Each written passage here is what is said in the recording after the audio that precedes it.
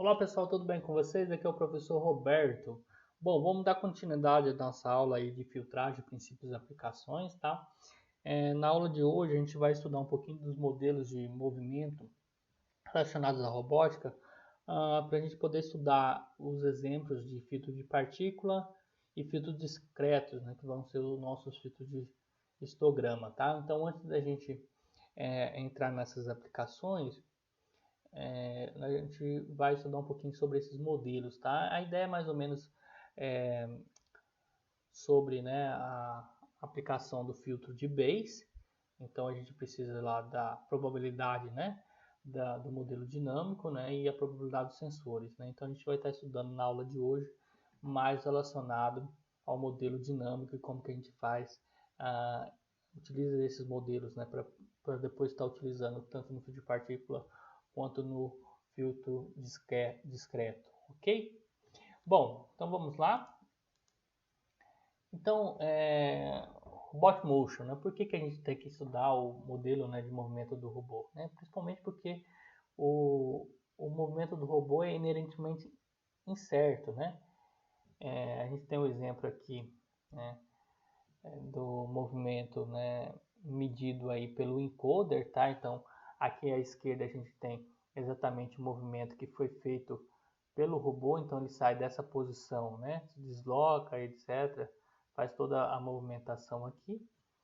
E então esse aqui seria o movimento real dele, né, o verdadeiro, e aqui relacionado com a odometria do robô móvel. Então, na verdade, pode ser um robô móvel aí de duas rodas, robô móvel diferencial. Então, a ideia é que ele tenha encoders em suas rodas, né, e que meça aí a velocidade angular ou deslocamento angular e fazendo, né, esse somatório, né, integrando ele ao longo do tempo, a gente sabe que vai acumular erros, né? Esses erros vai fazer com que é, esses erros se acumulem e ele perca aqui qual que é a orientação e o deslocamento, né? Você pode ver se fosse, né, é, através desse sistema de localização feito o controle do robô, aqui em poucos metros aqui, né, ele já estaria batendo na parede, tá? Então isso aqui na verdade é um mapa aí de um, de um prédio, né, de um escritório, etc., em que o robô se locomoveu aí e fez o mapeamento e a sua localização, né? Então aqui se a gente fosse basear somente aqui no encoder, né, dá para perceber que o modelo é incerto e essa incerteza aí precisa ser modelada de alguma forma, né? Bom, a ideia basicamente, né, da aula de hoje aí a gente vai estar trabalhando, né, com a transição de estado, né? Então aquele modelo dinâmico, né? Então, dado o estado anterior em uma entrada de controle aí, né? Como que a gente modela esse movimento, né? A gente já trabalhou um pouquinho com isso com o filtro de calma, né? Então a gente vai ver aqui como que a gente trabalha é, essa representação desses modelos aí para robótica móvel, é, principalmente para fazer o sampling, né? A amostragem de várias partículas, etc. Mais ou menos essa vai ser a ideia de hoje, tá? A gente entender um pouquinho mais como que funciona para a gente amostrar as partículas, né? É, em relação a esse movimento aqui. Bom, então para implementar o filtro de Bayes, né, a gente precisa do modelo de transição, né? Então a probabilidade de x dado o x anterior, né, x' e dado u, né, a entrada de controle aí, a comando, né? Então a ideia é a gente trabalhar exatamente com esse modelo de transição. Então o termo aí, a probabilidade de x dado x', né, e dado u, especifica a probabilidade posterior, né? Dado uma ação U, né, que carrega o robô da posição X' para a posição X, né? Então nessa sessão aqui a gente vai explicar como que a gente modela, né, essa probabilidade dadas as equações de movimento. Basicamente é isso, pessoal. A gente vai estar vendo mais especificamente para essa aplicação de robótica móvel, né, como que a gente utiliza esse modelo, como que a gente faz modelagem desse modelo aqui de movimento para robô móvel, tá? Em geral, a configuração de um robô pode ser descrita por 6 parâmetros, né? São 3 relacionados a coordenadas cartesianas, né? Mais os 3 ângulos aí de Euler, né? O pitch, roll e tilt, que ele chamou, tá? Então seria o x, y, z, né? E o pitch, roll e tilt aqui que a gente já conversou um pouquinho nas aulas anteriores, né? Mas aqui a gente vai utilizar aqui o robô móvel, né? Plano acho que 2D. Então a gente só precisa de 3 variáveis aí, né? As coordenadas x e y, né? Mais a orientação do robô aqui, ó, em relação, né, ao eixo x aqui, ó, o ângulo θ, tá? Então aqui temos o posicionamento do robô, né? A sua orientação, a coordenada x e y dele e o sistema de coordenada aqui global, ok? Bom, então, a ideia é a gente olhar um pouquinho dois modelos aí, um modelo baseado na odometria e um modelo baseado na velocidade, né, que a gente chama aí de tether reckoning. Então, a odometria, os modelos baseados na odometria são usados, né, em sistemas que são equipados com encoders de roda, né, e os modelos de velocidade são aplicados quando esses encoders não estão na roda, não são dados, né. Calcula-se a nova posição baseado nas velocidades e no tempo passado, né? A gente pode usar o modelo de velocidade também quando a gente tem a utilização da MU, né? Que a gente pode estar se baseando aí na aceleração, estimar a velocidade, etc. Tá? Então, seria outra forma aí da gente conseguir utilizar, ok? Muito bem, né? O exemplo dos encoders aqui ele mostra um tipo de encoder aí mais simples, né? Na verdade são discos aí, né? Que permite a passagem de luz aí de um sensor, né, de luz, um emissor e um receptor, e na verdade o que ele vai fazer é realizar a contagem, né, de pontos aqui, né, entre claro e escuro, aqui ele vai contar esses pulsos, tá? Existem vários tipos de encoders aí, né? Então, esse aí é um encoder relativo, tá? Desses discos simples, né, você consegue medir, fazer a contagem de pulsos, né, e medir a velocidade, mas contudo aqui como ele não ele é de um canal somente, né, você não vai conseguir medir o sentido da rotação, tá? Então existem encoders relativos aí que tem 2 canais, né? Então ele vai medir, tem 2 sensores aí que vão medir a recepção da luz, e você consegue, né, com 2 canais ou com quadratura, né, tá medindo também o sentido de rotação, tá? Além desses encoders relativos, existem também os encoders absolutos, que na verdade tem eles apresentam, né, uma codificação aqui que é o código de Gray, e com esse código vocês conseguem medir exatamente o deslocamento angular, tá? De uma forma precisa, que a transição de cada um dos pulsos aqui vai garantir uma certa estabilidade, tá? Então existem esses tipos de encoder aqui. O mais simples seria esse aqui que ele está mostrando, tá? Mas existem vários tipos de modelos de encoder aí. E o Data Reckoning, né, que é o outro método aí, é um procedimento matemático para determinar a localização presente de um veículo, alcançada, né, pelo cálculo, né, da postura, né, atual do veículo baseado nas velocidades e no tempo passado. Então esse aí seria o outro método, tá? De cálculo aí de movimento de robôs, né? Então, por que a gente precisa, né? Quais são as razões, né, dos erros, né? Então, o robô pode se chocar, né? Diâmetro das rodas diferentes, né? Carpete, e etc. Então são várias as causas aí de erros no movimento, né? Bom, modelo de odometria. Então a ideia é que o robô vai se mover na posição x, y, θ, né, e vai para a posição x', y', θ'. Então está saindo dessa posição e indo para essa posição, tá? Através dessa informação aqui, né, da odometria, né, a gente vai calcular o delta hot 1, delta hot 2 e o delta trans, tá? A gente já trabalhou com esse modelo aqui, ou não aqui, dependendo da turma que eu estou dando. Mas a ideia é que a partir dessas informações de posição, né, atual dele para que ele vá, né, a gente pode calcular essa entrada. A gente trabalha como se fosse uma entrada, tá? Então aqui a gente tem as duas posições, tá, pessoal? Como que a gente modela, né, essas duas posições? Né?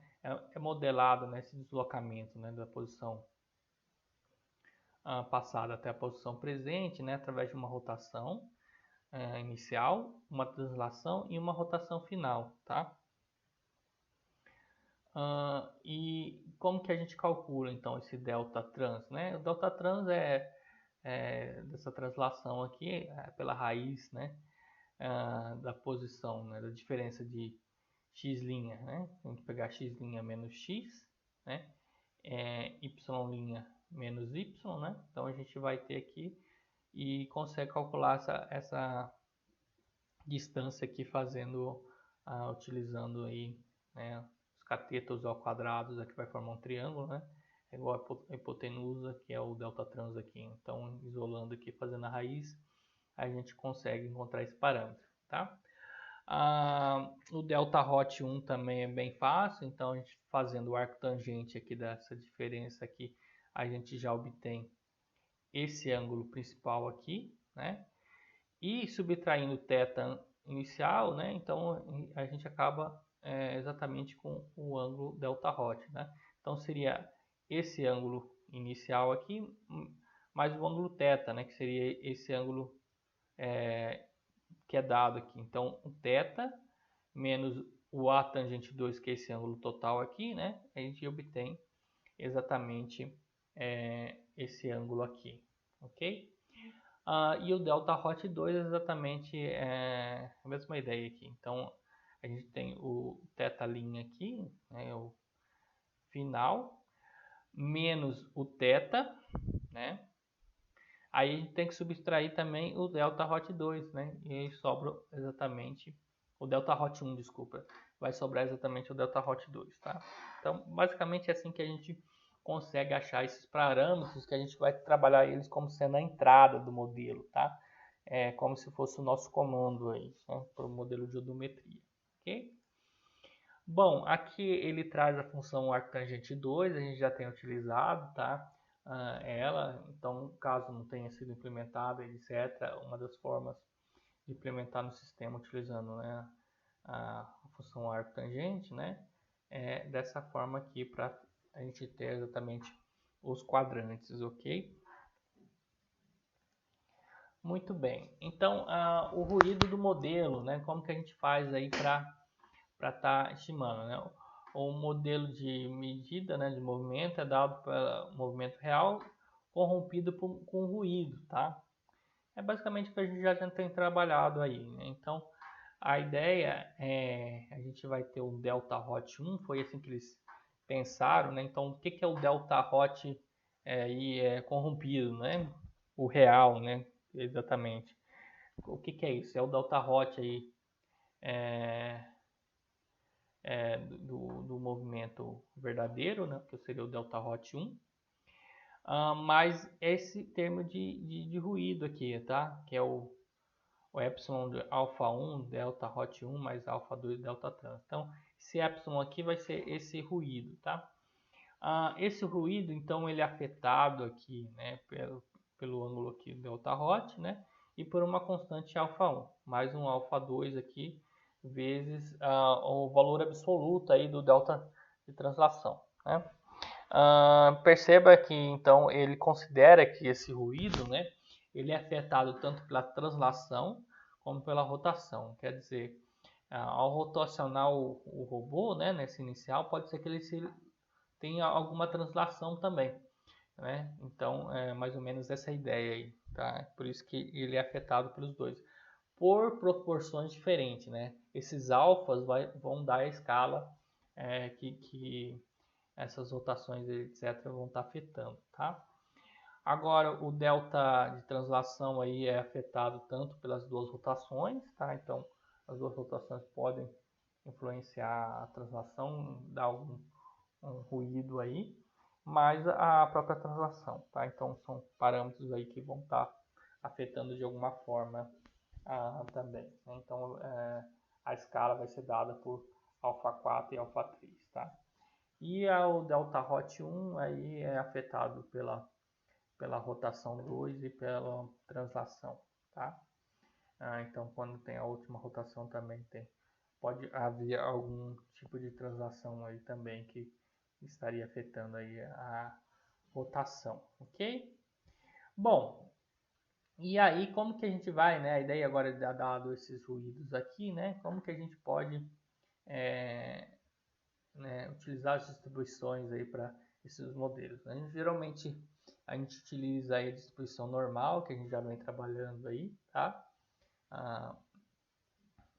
Então, é dada por essa equação aqui. E é uma distribuição triangular, tá? Que muitas vezes é mais fácil de estar implementando, né? E não é tão diferente aí de uma distribuição normal, tá? Dependendo de onde for implementado, a gente pode estar utilizando aí a distribuição triangular também, tá? Caso não tenha distribuição normal implementada, etc. Ela é mais simples aqui, né? Não tem exponencial e pode ser substituída aí facilmente, ok? Então, como que a gente calculando a probabilidade, né? A zero center aqui, né? Então a gente vai ter um query point aqui, né? O ponto X aqui, que a gente vai querer calcular a minha distribuição, né? E a gente passa aqui o desvio padrão, né?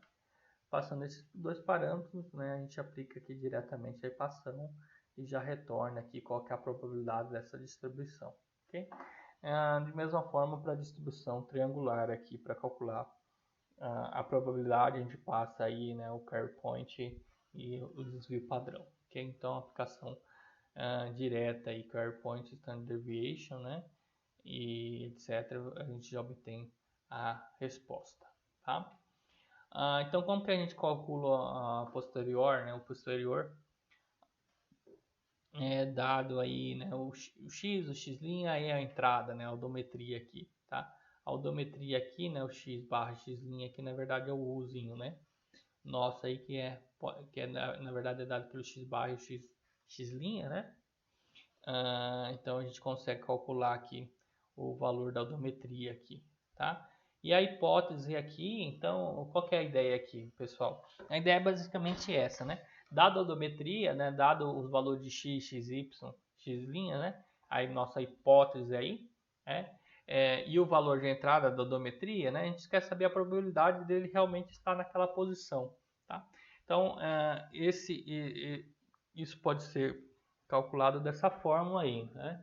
Então, o x barra, aqui lembrando que o x barra são aquelas posições que a gente tinha falado aqui, né? Da odometria. Então, a gente vai calcular aqui o delta trans hot e o hot 2, depende de como foi implementado aqui, tá? E aqui tem a hipótese, né? O x e o x', tá? Que vai ser dado aí, a gente quer comprovar a probabilidade de ele estar realmente nessa posição, tá? Então a gente calcula aqui também os delta chapéu, os delta hot, o delta hot 2 e depois calculamos aqui a probabilidade, né? Que a gente já viu aqui como que calcula, né? Tanto para a distribuição normal quanto para a distribuição triangular. Então vai ter o carry point aqui, que é o delta hot menos delta hot 1, delta trans menos delta hat, né? Transação, delta hot 2 menos delta hot 2 chapéu, né? E aqui é dado o desvio padrão, né? Cada um deles aqui é calculado dessa forma aqui pelos alfas, ok? Então, o final aqui, o retorno da probabilidade vai ser a multiplicação da probabilidade 1, 2 e 3, tá? Então, isso aqui é quando a gente quer confirmar se a hipótese, né, dada a odometria, né, se o robô, qual que é a probabilidade dele estar naquela posição aí, dado o valor de odometria, ok?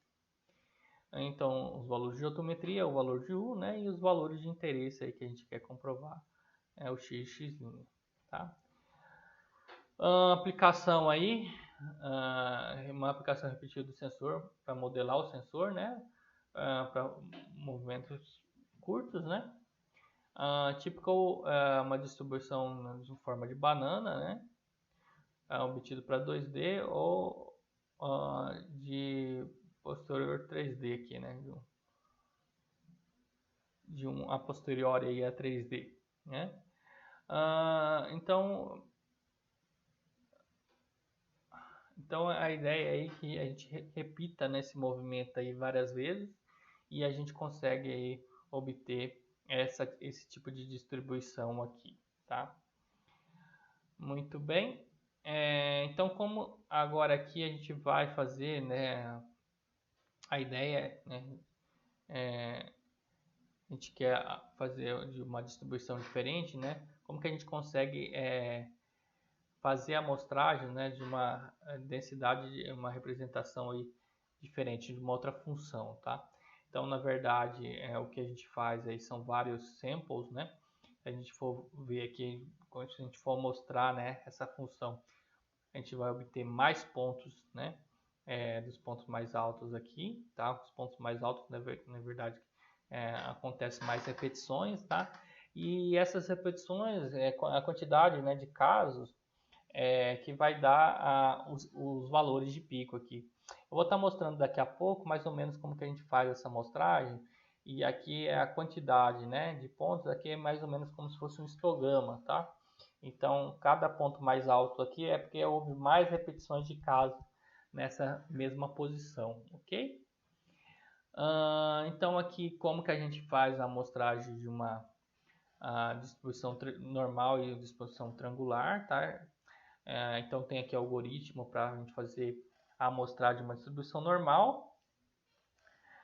Então 1 sobre 2 aí somatório, né, de 1 até 12, né? A gente vai usar a função range aqui de menos b a b, tá? Já mostro para vocês. E aqui como que a gente faz a amostragem de uma distribuição triangular também, né? Então 2 sobre raiz de 6, né? Aí range de menos bb mais range de menos bb aqui, tá? Aí aqui temos o exemplo aqui para 10 elevado a 6 samples, né, da distribuição normal, né? E temos para a distribuição triangular aqui, dependendo da quantidade de amostras aqui, né? Então, quanto mais amostra, mais próximo, né, do resultado a gente chega, tá? Acho que vale a pena mostrar já essas duas distribuições. E deixa eu ir para o Octave aqui. E a gente já faz esse comentário dessas duas distribuições aqui. Acho que eu chamei o sample teste aqui. Então vamos ver a distribuição normal, tá? A distribuição normal. Então fiz basicamente a implementação que está mostrado nos slides. Vou voltar aqui para vocês verem. Tá, vou deixar aqui porque fica mais fácil da gente visualizar. Mas perceba que vai ser 1 sobre 2 aí do somatório de 1 a 12 do range, né? Então vamos dar uma olhadinha no código, né? Perceba que eu fiz exatamente isso. Então o somatório aí eu fiz com o for, né? Com o szinho aí sendo a soma, né? Então com o range f aí de menos b a b. O que é o range f, tá, pessoal? Esse range f, o que eu fiz aqui? Eu utilizei o comando range, né, da distribuição aqui uniforme, tá? Então se vocês derem lá o help aí do range, deixa eu ver se aqui está funcionando.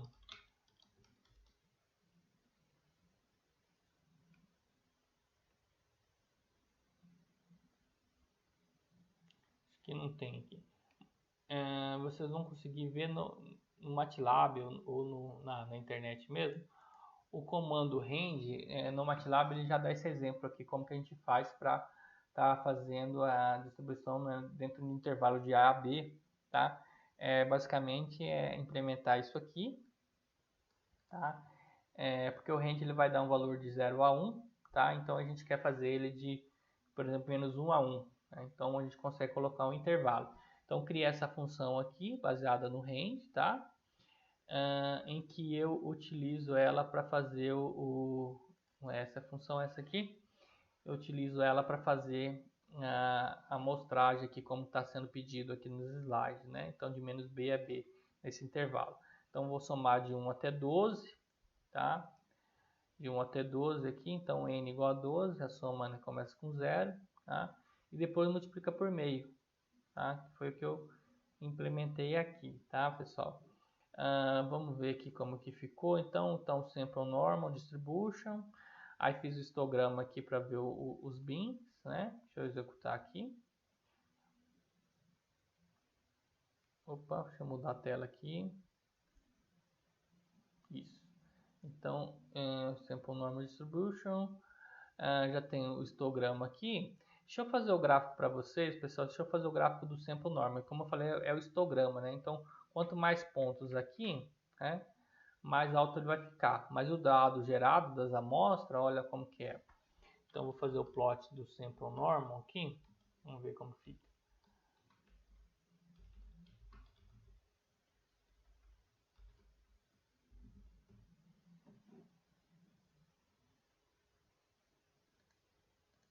Ó, o dado, na verdade, é assim, tá? Então, quando tem mais dados aqui, né, a gente vai fazer os bins, né, as caixas, né, e vai contar quantos que em cada caixa tem, né? E fazendo isso, né, que a gente chega no histograma aqui. Deixa eu ver aqui, no Octavia ist, tá? No MATLAB histograma, tá? Então, ist sample normal, né? Eu quero mil caixinhas ali, por exemplo, né? Então, dependendo da quantidade de caixinhas, ele fica mais ou menos, né? Mais perfeito ou não do resultado, tá?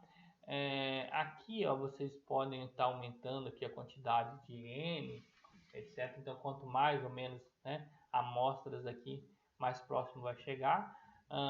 E aqui a quantidade de bins, tá? Foi feito também a da triangular, tá? Vamos olhar a triangular também.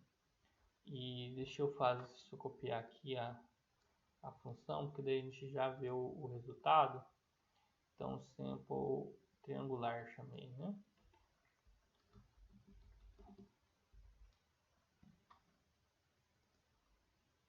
Deixa eu comentar aqui. Deixa eu salvar, deixa eu executar, deixa eu comentar aqui também. Então a triangular, tá, pessoal? Olha só que interessante. Foi feita da mesma forma aqui, tá? Função triangular, etc. Coloquei aqui a equação, né? Que é proposta lá nos slides, tá? Nada diferente, ok? Aqui da mesma forma eu poderia pôr aqui uma outra função, tá? Eu não sei se aqui eu coloquei uma função valor absoluto. Deixa eu ver se funciona aqui no Octave também. Fiquei na dúvida agora por causa do que eu acho que eu tinha testado inicialmente aqui no MATLAB. Se funcionar vai ser excelente. Deixa eu ver se executa.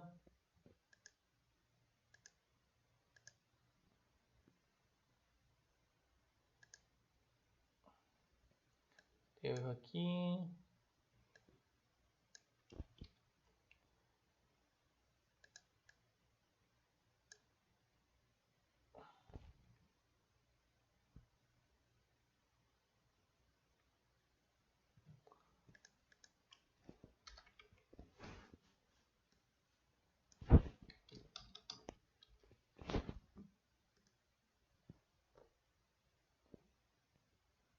Funcionou. Então, o valor absoluto aqui, ó, coloquei a função direta aqui, tá? Ele fez a distribuição dessa função aqui de valor absoluto, tá, pessoal?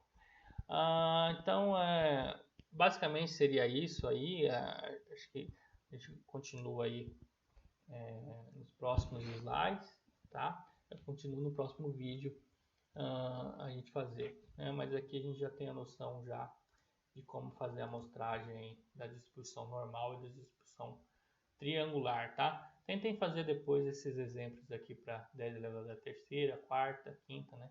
E a sexta samples, tá? E aí a gente continua a amostragem aí de uma outra função, né? Pelo método de rejection sampling no próximo vídeo.